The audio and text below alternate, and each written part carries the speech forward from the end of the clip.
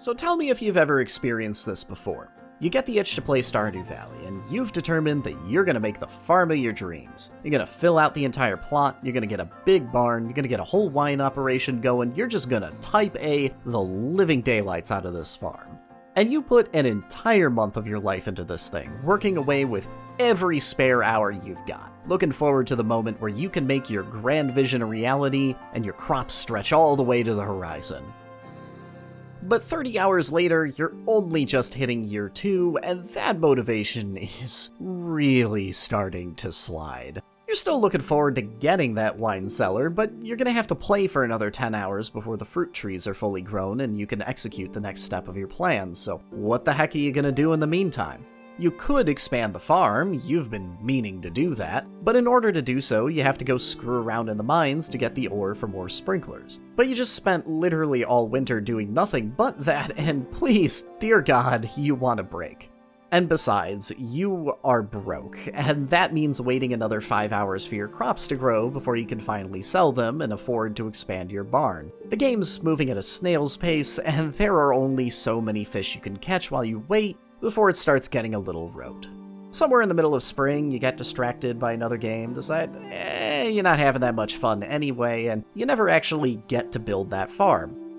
But hey, that's okay, because in another year, you'll remember that Stardew Valley exists again, you'll get that itch, and you'll start the whole cycle anew. This time, for sure, you'll get that farm of your dreams, finally fill out the community center, and harvest blueberries until your eyes fall out, so you have enough money to plant a forest's worth of cherry trees. Hey, maybe you'll even find the time to actually see some of the townsfolk's little social links, finally unlock that basement cellar you've never built, and actually make a bottle of wine. It's spring, you're feeling motivated, and you're gonna check off every bucket list item you've ever had in this game.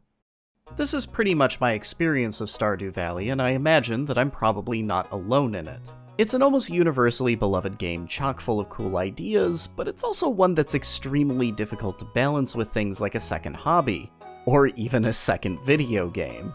And most of those ideas are locked behind so many hours of gameplay that you often never even notice they're there unless you're obsessively trawling the wiki. But I'm still infatuated with the concept of Stardew Valley. The idea of a life sim where I could just chill out for a few hours, pretend play at some extremely facelifted little job with all the boring parts omitted, and build up my own custom little hovel. What Stardew Valley promises is something genuinely appealing.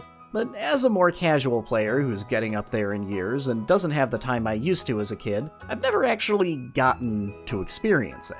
And of course, I recently got that itch to go back again, but instead of jumping back into Stardew Valley in the hopes that maybe it would be different this time, I decided to broaden my horizons, and I might have done something a little bit silly. I spent over 300 hours over the past 6 months playing 15 different life sims, both large and small, but mostly newish, compared my notes on how all of them worked, and then came to some conclusions on how you, yes, you, can enjoy the idyllic promise of the life sim without falling prey to the genre's more tedious or less casual-friendly aspects.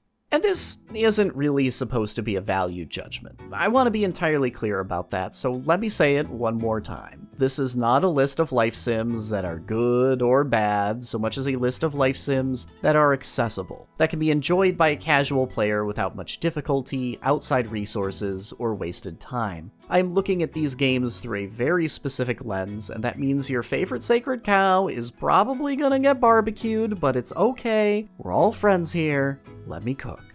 Because most of what I'm going to be highlighting here, I feel like most players are already aware of, but simply dismiss as mere inconveniences that come with the territory that can be overcome with a little bit of know-how or patience. I think a lot of people both underestimate just how much these issues can affect a newcomer's experience, and don't realize how much other games do to mitigate them. Stardew Valley, which I am going to be talking about a lot in this video, has a pretty well-enshrined place in the gaming canon as a good game for beginners and casuals alike. And whenever I bring it up as an inaccessible and time-consuming game, I often get a lot of confused stares, punctuated by a very common refrain that, well, it's easy if you know what you're doing.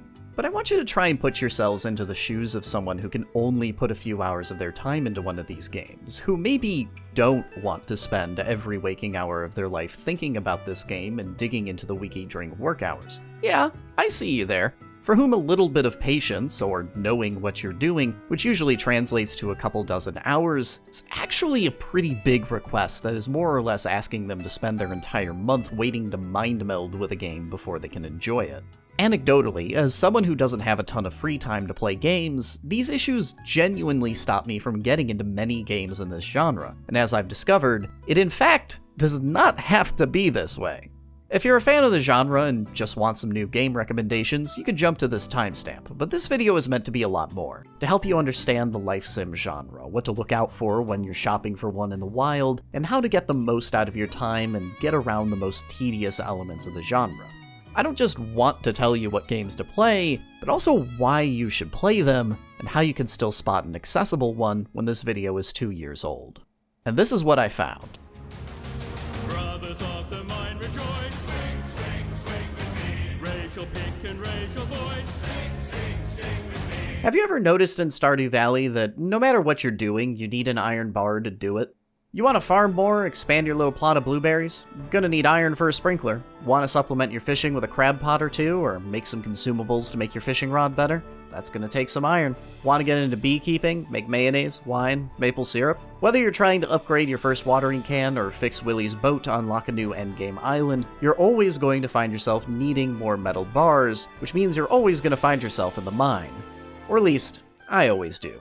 Now, I don't know about anyone else, but I ostensibly bought this game to enjoy a little bit of time out in the idyllic countryside as a farmer. But here I am, grinding it out 9 to 5 in the sweatshop instead.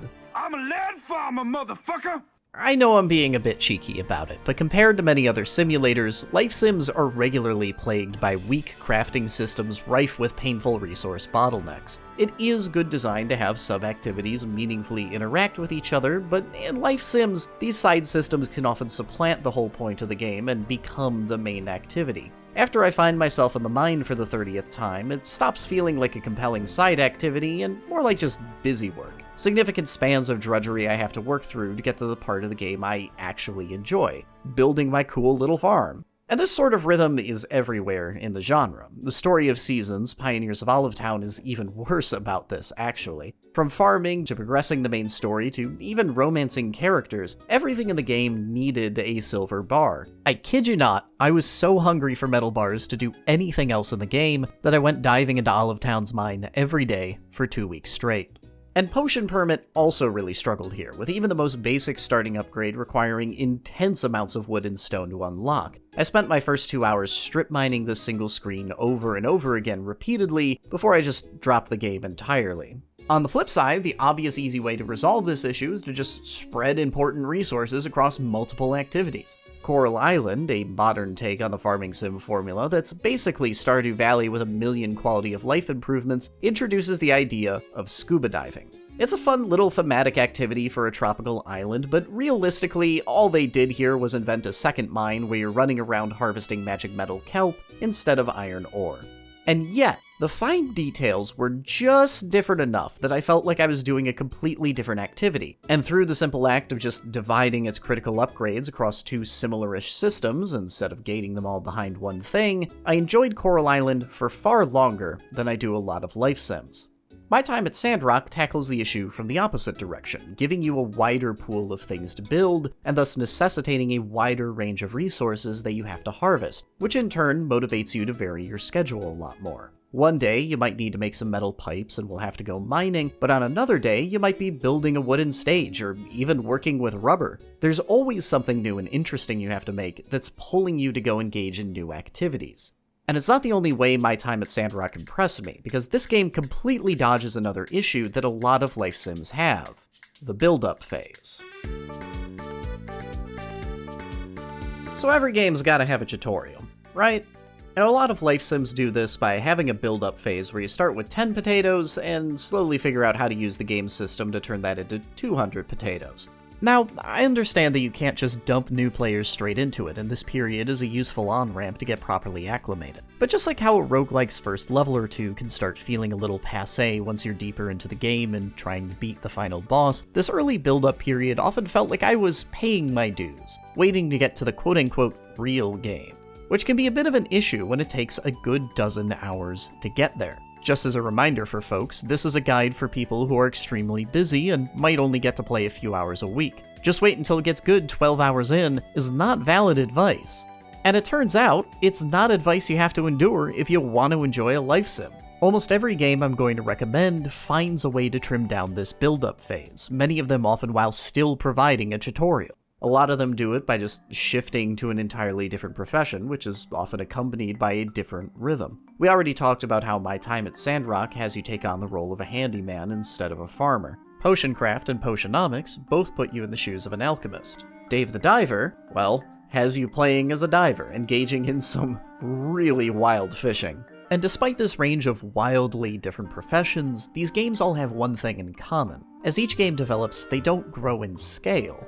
They grow in complexity. You have to build more complicated contraptions, brew more complicated potions, or deal with increasingly hostile hazards to get the fish you want. But it still feels like you're basically engaging in the same activity at hour 1 as you are at hour 10. You feel like you're doing the thing right from the very start. Contrast this with farming sims specifically, which really never get more complicated than just throwing down your crops and watering them every morning, and yet you don't get that feeling immediately.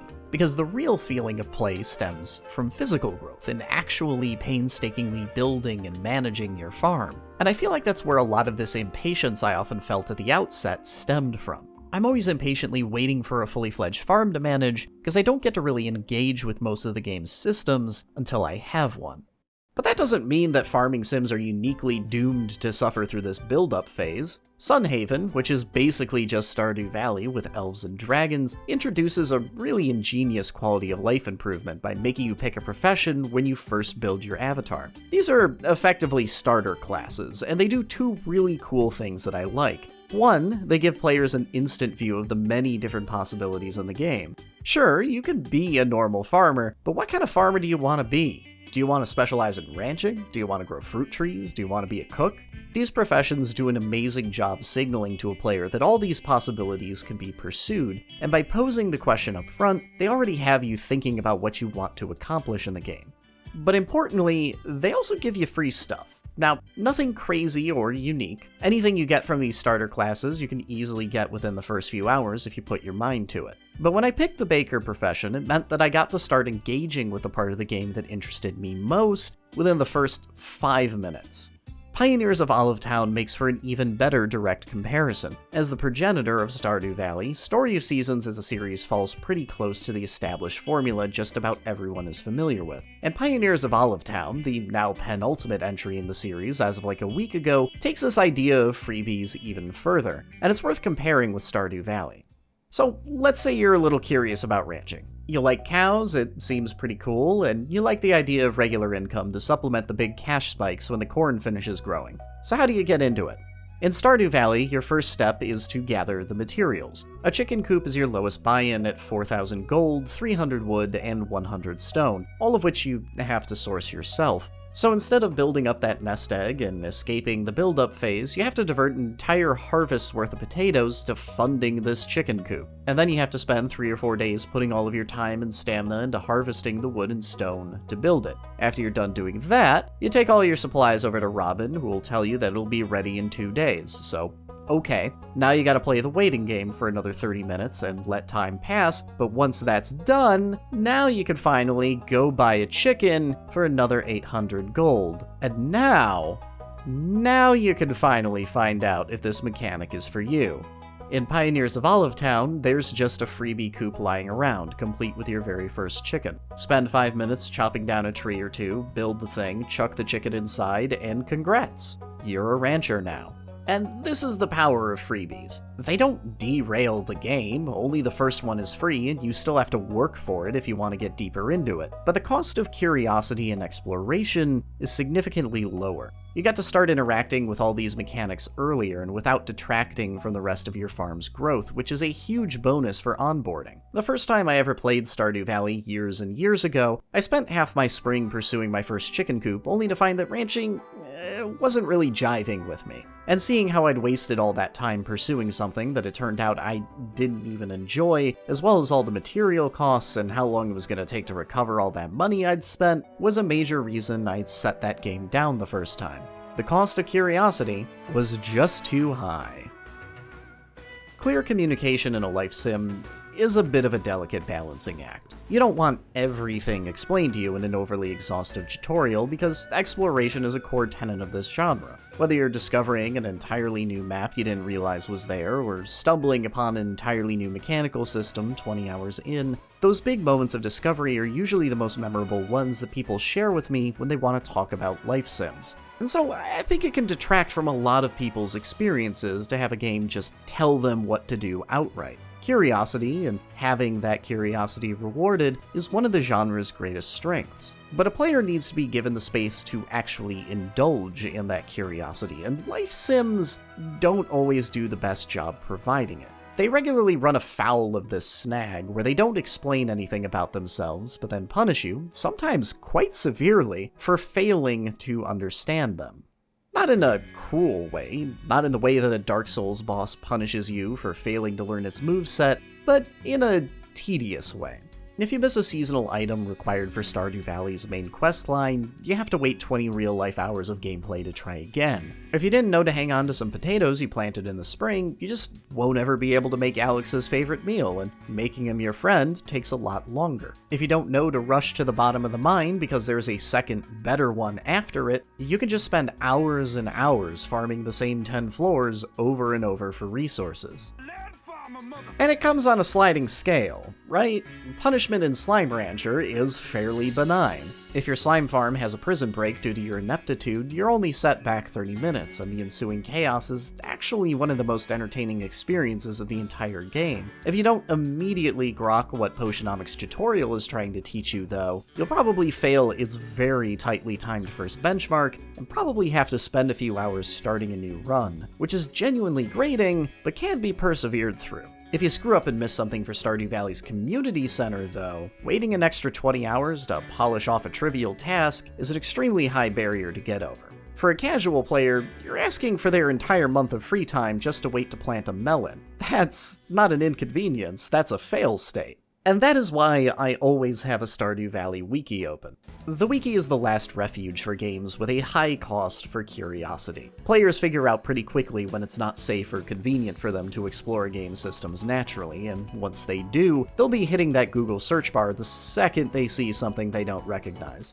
And you know, hey, you do you. I ain't here to shame anyone for going on a wiki dive. It can still provide that sense of exploration and discovery. But this is a phenomenon I only really experience in a very select few games, and the line where I think it becomes problematic is when these supplementary materials become mandatory, when the cost of curiosity is too high, and stubbornly ignoring their existence will only make you suffer. Relationship mechanics can be a particular trouble spot when it comes to this issue.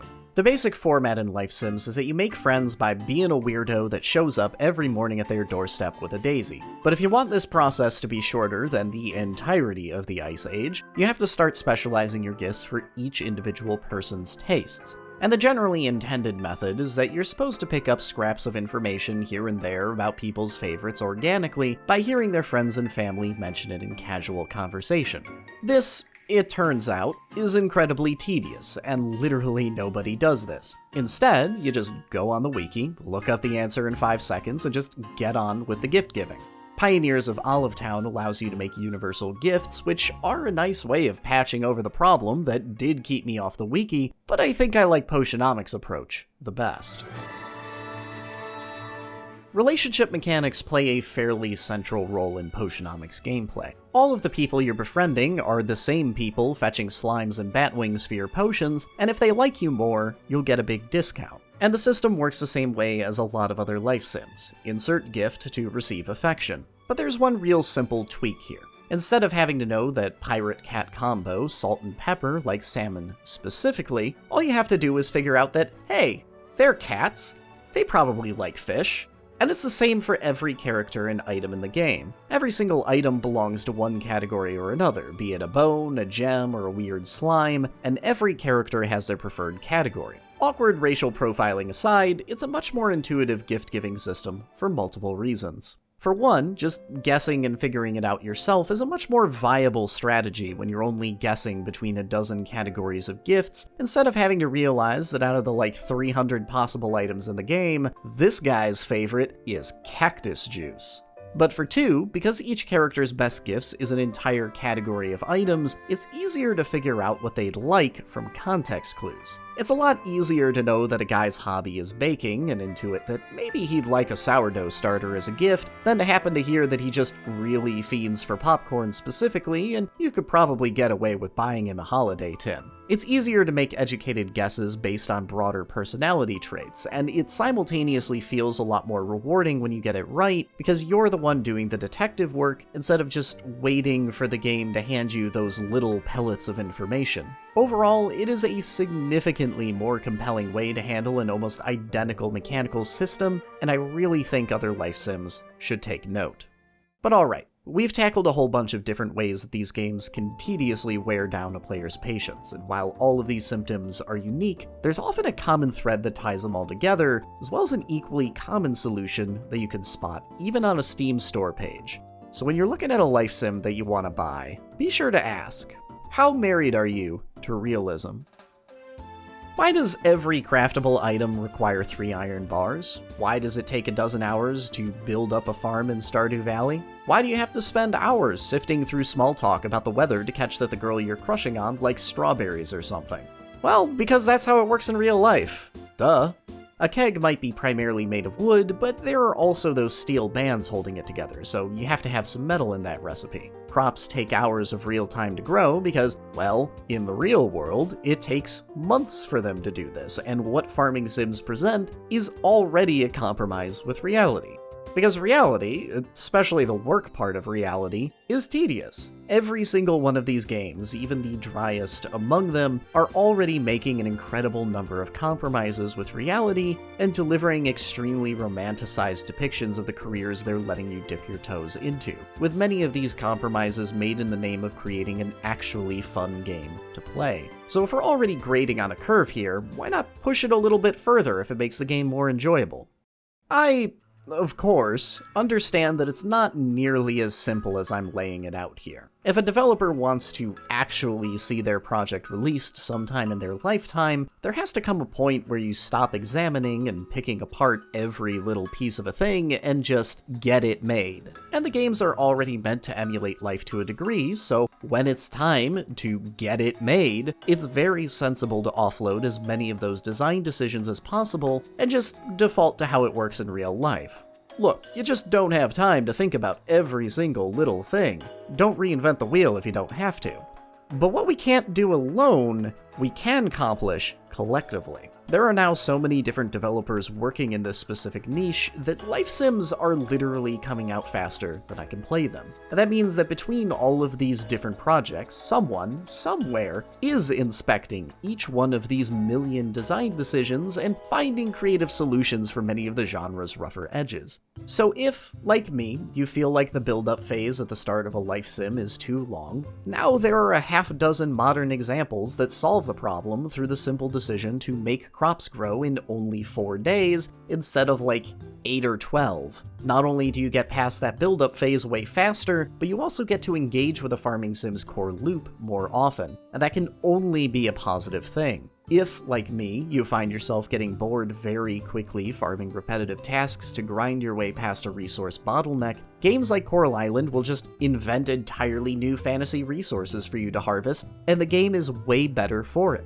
And if, like me, you get a bit burned spending hours trying to unlock a mechanic that may or may not be fun to engage with, games are constantly improving and giving you ways to try before you buy with your hard-earned hours of time. And time again, the games that I found were most accessible were the ones that played fast and loose with reality, or were total fantasy to begin with, and thus had total creative control over their core loops. When faced with the above problems, these games were the ones that opted for creative solutions to create a better and more engaging game over perfectly simulating reality. And those are the games that I think you should ultimately be looking for. They're the games that will value your time the best, and they're the games that I want to recommend. So let's recommend some games. we're going to be running through these in order of topics, starting with the really out there fantastical ones and slowly bringing it in until we get to the farmiest of farming sims. Also, all the usual disclaimers, this is not a definitive list. If your fave is not in here, it's probably not that I didn't like it, I just wanted this video to come out sometime in my lifetime, and these games literally come out faster than I can play them. Okay? Okay. Potionomics is perhaps the most fun I've ever had playing a life sim or a visual novel. The characters are immensely entertaining to interact with, it's got a really fun deck building section, which I am always a sucker for, and just, that animation. The game picks up with Sylvia coming to the island of Rafta to inherit the potion shop of her dreams, along with a mind-boggling debt, and it's your job to help her hit her weekly debt payments and survive the loan sharks. If you've played the equally excellent Reciteer, a game that I discovered turns 13 this year, this setup should be ringing some bells, but the game plays a little bit differently. There's potion crafting, where you balance the nutritional qualities of a bajillion different ingredients to figure out which ones have the right balance of vitamins C and D, Magimins, to create each potion you want, while also balancing traits like if the thing tastes awful to drink. Fantasy flavor aside, you're basically a chemistry major working in the food sciences industry. Every morning, you also go out grocery shopping for the various ingredients you're going to need to make potions, chatting up and becoming friends with your many suppliers throughout town along the way. You can flirt with the adventurer you sent out to gather cool mushrooms and bat wings for you, or cozy up to the giant walrus artiste that crafts your potion cauldrons. And after you've sourced and crafted your finest potions, it's time to finally open up shop and haggle with customers over your wares, using the finest salesmanship techniques you've learned from all your brand new business friends to deck build your way to a successful sale. Potionomics is a grand slam on all three of these fronts. The deck building system is a huge standout, not just for being fun and tactical, appealing to that part of my brain that wants to eke out every little possible drop of efficiency, but also for absolutely killing it on the aesthetic front, using its unique flavor of competitive conversationing to deliver some all-too-real humor. But also, god damn, this cast! Particularly if you're a fan of queer romance, Potionomics is a goldmine filled with huge and lovable personalities. What makes it particularly accessible, however, is that you don't necessarily need to love all three of its major elements like I do. If you're bad at one of them, or the idea of a deck builder just bores you, you won't be able to completely ignore that activity, but you can skimp on it and make up the difference in other areas. It's also a life sim with a fully formed narrative arc, complete with a concrete ending, clocking in at just under 40 hours for me, and it felt like the right time to part ways. A word of warning, however, Sylvia's weekly debt payments are non-negotiable milestones, and the first deadline is pretty aggressive. I personally got past it just fine, and I enjoyed being thrown into the deep end immediately, but I did see a lot of complaints from people who weren't as fortunate and had to replay the first few hours of the game. And as I briefly mentioned previously, Potionomics does not give you a lot of time to figure out what's going on before it starts hitting you with these deadlines, so if that stresses you out, maybe approach this one with caution. But for everybody else, I cannot recommend Potionomics enough. This game is an absolute gem, and if anything I've mentioned in here interests you, whether it's a novel and cool deck building system or getting into a big lesbian romance with a hot demon lady, you're absolutely gonna love this one. But hey, maybe all that math is a real deal breaker, in which case Potioncraft Alchemy Simulator is absolutely going to be your jam. Just like Potionomics, you're once again in the shoes of a potion shop owner, this time in Yield medieval times, taking a lot of inspiration from old European frescoes and the like. This game is all about the potion crafting screen, and it is a genius way to represent the activity. You're still throwing dozens of ingredients together in a carefully concocted recipe, but instead of balancing out a math equation, you're navigating this giant map. Strewn across this map are the various potions you can make, and each ingredient navigates you around it on a unique path. And there's a lot of fun in striking out into the fog of war, discovering new potions you can craft, and learning consistent ways to get around the map quickly and efficiently. Much like Potionomics, you also spend your days running your shop, can learn a little bit about your suppliers, and can haggle over the price of goods. But all of these elements are significantly less fleshed out in Potioncraft. If you're coming to this game, you're doing it for this, and it's absolutely worth it. Potioncraft goes all in on this one mechanic and mostly plays the same at hour 1 as it does at hour 20. This is great for a time-strapped player since you're getting the full experience from the very start. No build-up phase to speak of here, and no lead farming for hours to distract you from the point of the game. But Potioncraft does unfortunately perhaps wear out its welcome a little bit at the end, with a massive grind slapped onto the final few chapters. But this one weird anomaly can be sidestepped so long as you don't absolutely need to see the credits screen to feel you've finished a game. Amusingly, you can actually accomplish every major goal in the game well before you finish the grind, and once I'd made the Philosopher's Stone, arguably the final objective in the game, I felt accomplished enough to set this one down after about 20 hours. Dave the Diver, meanwhile, has an even more unique profession: extreme spearfishing. You go on ludicrously over-the-top diving adventures during the day, catching fish with a poison spear gun and beating sharks on the snout with a stun baton, then run a sushi restaurant by night. Throw in a fantasy questline about discovering and helping mer people, and you've got a fun and tight little package. Dave the Diver is everything I want out of a life sim. Fun and unique little job? Check. A focus on ensuring the game is actually fun to play over a rigorously accurate depiction of diving? Check. Immediately accessible? Check. Short and sweet? Oh, you betcha. It also has some of the most delightfully extra pixel art I've ever seen.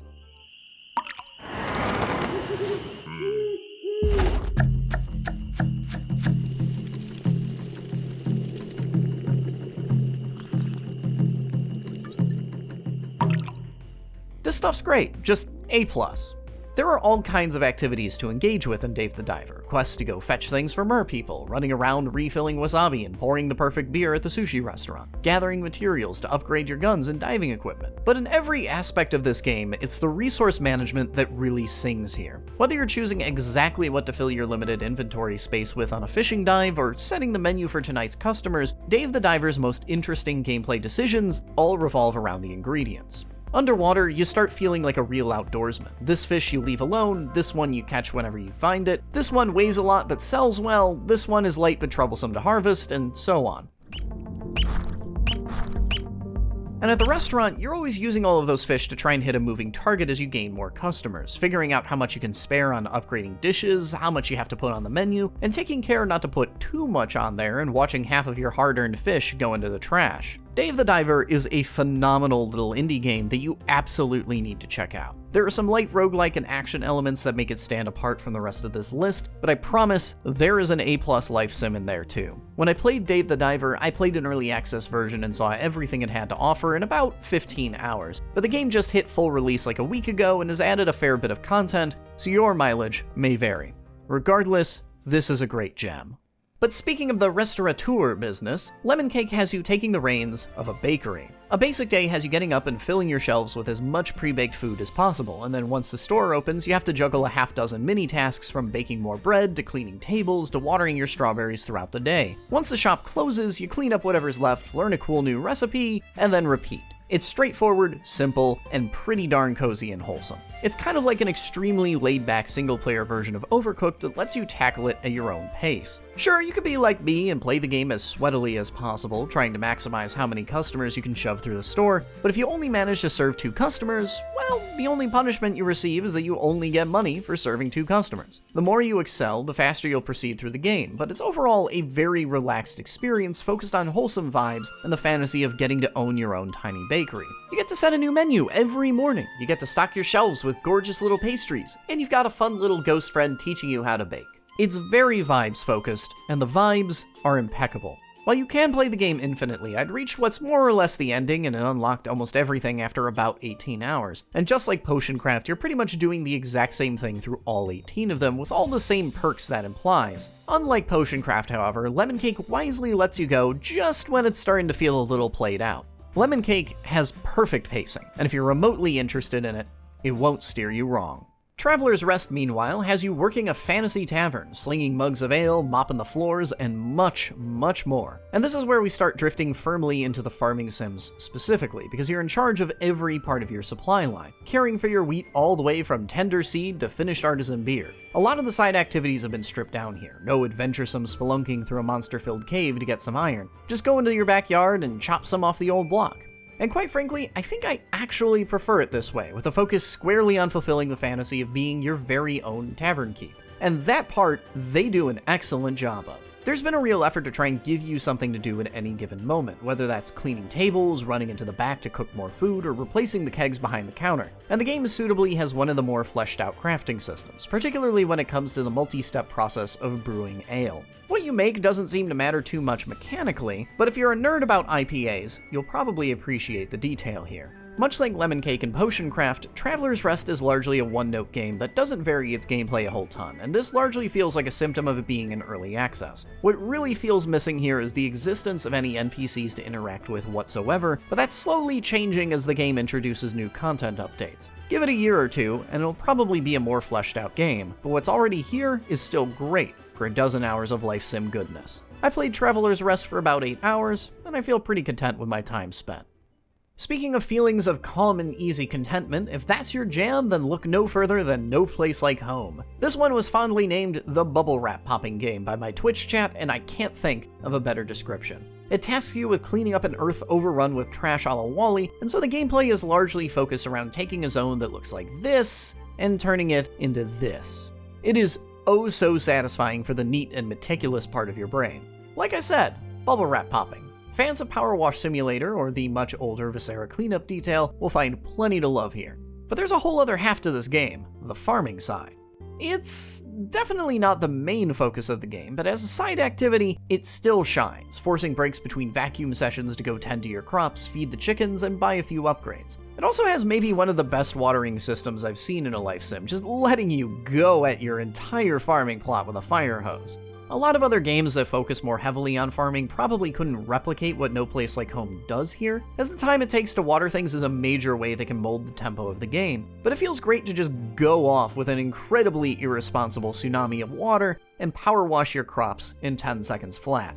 No Place Like Home is a fairly small indie effort with an immense amount of jank, and it has genuinely one of the most bafflingly bad conclusions I've ever experienced in a game, but boy, I love it anyway. It's a lightweight, exploration-focused experience that'll keep you entertained through 90% of its 15-hour run, and honestly, that's better than a lot of games can say for themselves. Canceling the Trashpocalypse has never been so fun. But now it's time to get into the really hard-line farming sims. My time at Sandrock is about as classic as a life sim can get. From the relationship mechanics to the seasonal festivals to the museum to even a spot of farming on the side, fans of the genre will find themselves extremely comfortable here. The big way it differentiates itself, however, and the reason why this game is so fascinating, is a shift in professions that makes the game feel far more accessible and front-loaded than many of its life sim peers. In Sandrock, you're a builder, effectively the town handyman, and your job description includes everything from critical water infrastructure projects to just filling a few rush orders for some pipes and gears. And we've already talked a little bit about how this shift in profession inspires a lot of quality of life improvements that make Sandrock feel much more approachable than some of its peers. Sandrock's activities don't really build in scale, just complexity, and your job has you working on so many different unique projects that very few days feel exactly the same. You're just a builder doing your builder thing.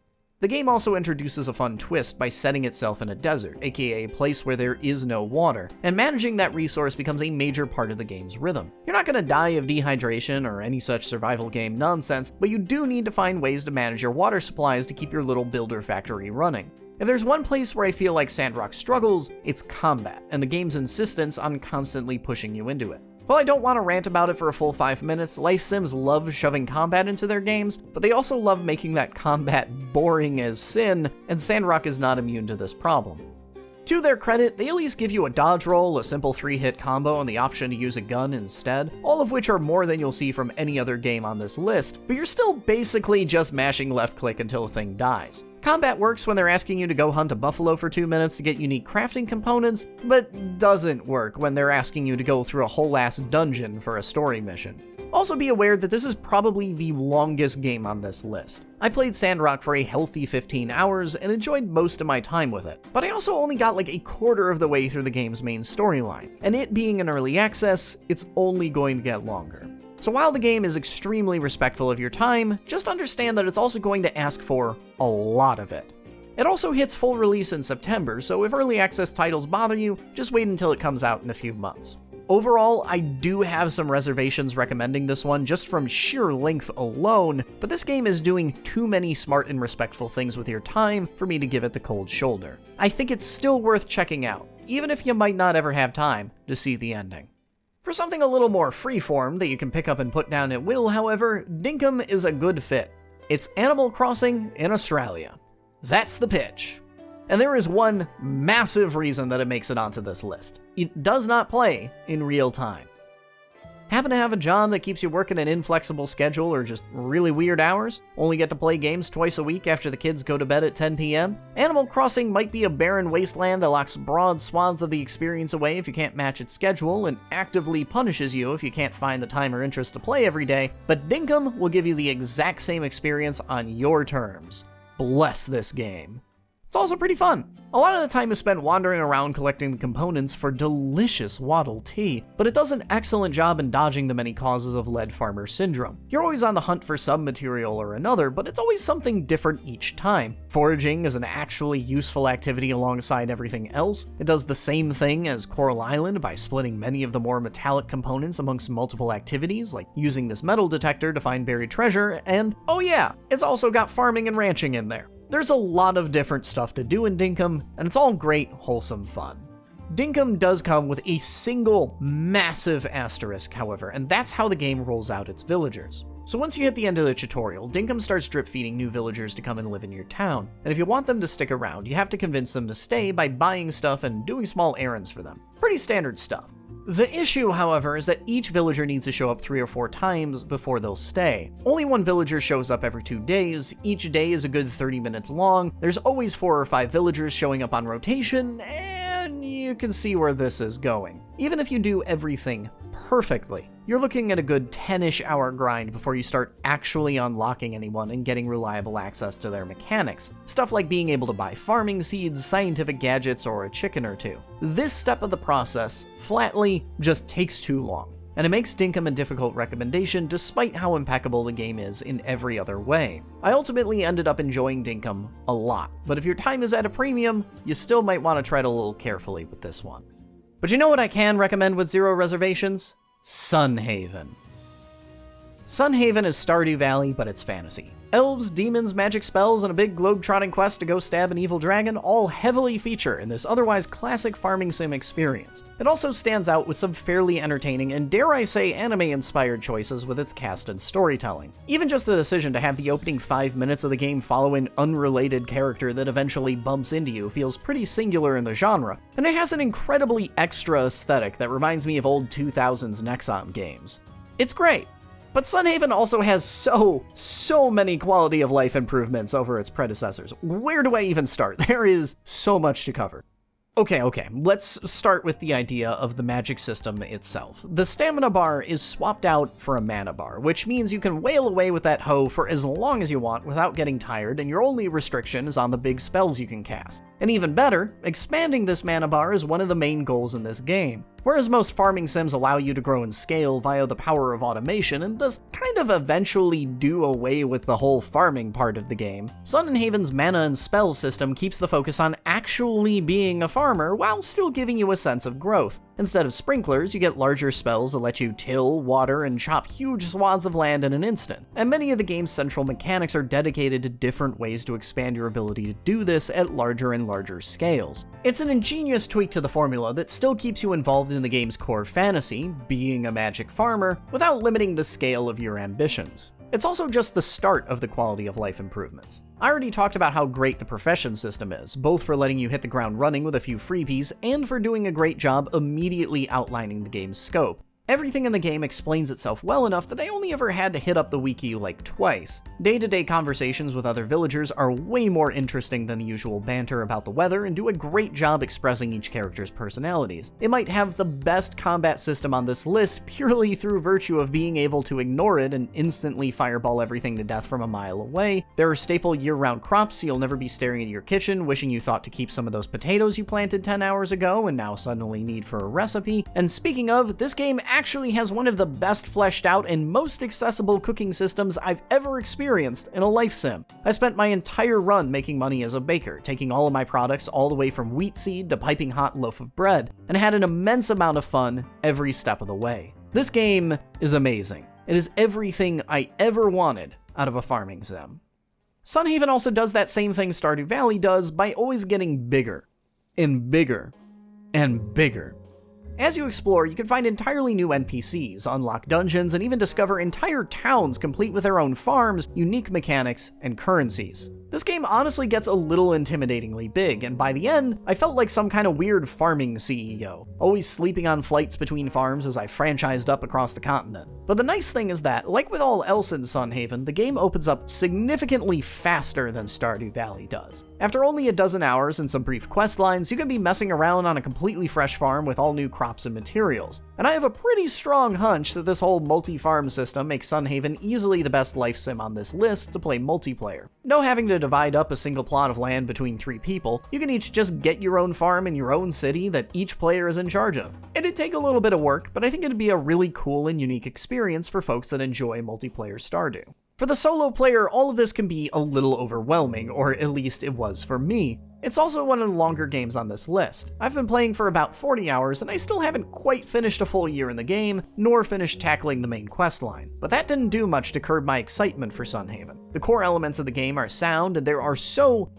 many quality of life improvements that make me absolutely adore it. Going back to Stardew Valley will be really hard after playing this game, alongside my next recommendation, Coral Island, which is basically Stardew Valley in Hawaii, and much like Sunhaven, it features an incredible host of quality of life improvements. Whether it's growing crops, resource requirements to build anything, or whatever else you imagine, you can do it in half the time you could in Stardew Valley. I've already covered a lot of what I like about this game with frequent praise throughout this video, but just real quick, let's run down the greatest hits. Diving is a desperately needed variation on the more classical farming sim mine, and the fact that both exist simultaneously in Coral Island means that you're not constantly required to perform a single activity to unlock the ability to engage with anything else. The tooltips in this game are phenomenal and kept me from almost ever having to look at a wiki. The build-up phase is significantly shorter thanks to the simple but brilliant decision to let crops grow in just a handful of days, and while we're at it, they skip the piddly little starting sprinkler and just give you a full 8-tile one right off the bat. There are so many things in Coral Island that just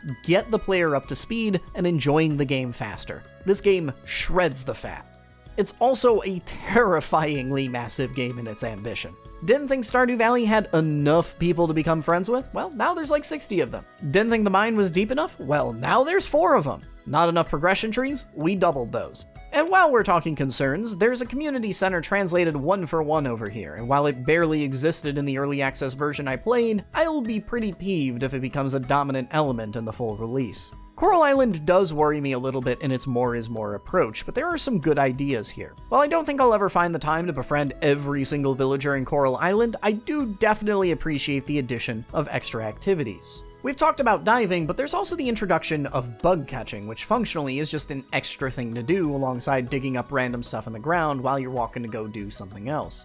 I played Coral Island right when it first leapt into early access, and after completing a full year in about 30 hours, I felt like I'd seen everything the game had to offer at the time. The version of Coral Island I played was actually a pretty digestible game, but it is, however, constantly updating itself and steadily working towards a 1.0 release, and I imagine that once it gets there, there will be far more content to engage with. This is another title that if you're really strapped for time, I recommend you go in with the understanding that you'll never find time to explore everything in this game, but the quality of the time you do spend will be so much higher, and there are so many quality of life improvements over other life sims that it is impossible not to recommend.